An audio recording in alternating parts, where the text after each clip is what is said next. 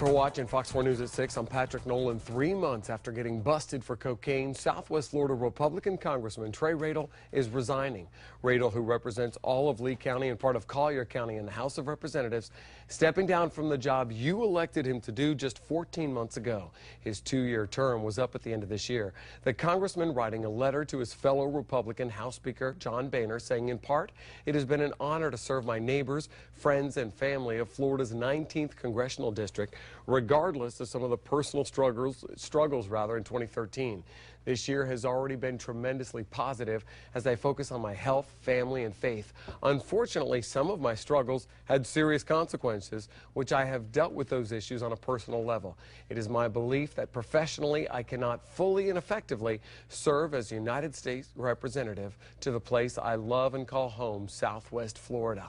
Radel's resignation becomes effective in less than 30 minutes now at 6:30. And here's how we got to this point. On November 19th, Radel was charged with possession of a controlled substance, which we learned was cocaine, after he was busted by undercover federal agents in October in Washington for purchasing the drug. That happened 3 weeks earlier.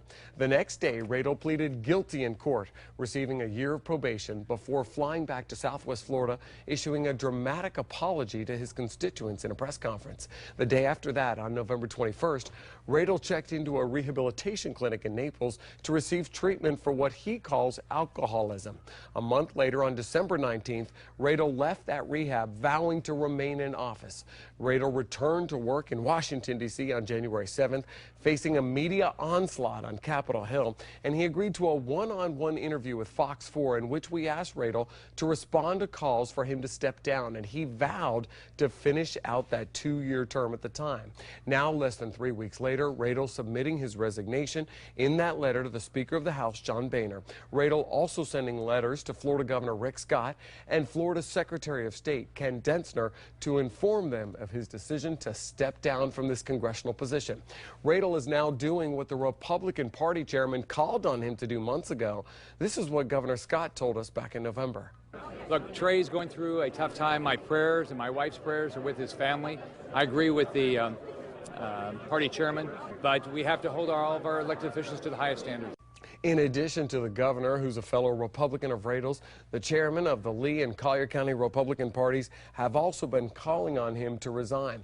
This is the statement from the governor tonight. "I believe that Trey is making the right decision for him and his family. I'm glad that he has sought help, and it's my hope that he continues to put his attention on rehabilitation and his family." It's now up to the governor and Florida's Secretary of State to set up a special election to fill this seat. Now, Florida law states that a special election shall be held if a vacancy occurs in the office of a member of the House of Representatives of Congress. So what exactly does a special election mean for Southwest Florida? When's it going to be held, and how much will it cost you? Team coverage now with 4 in your corner, Sarah.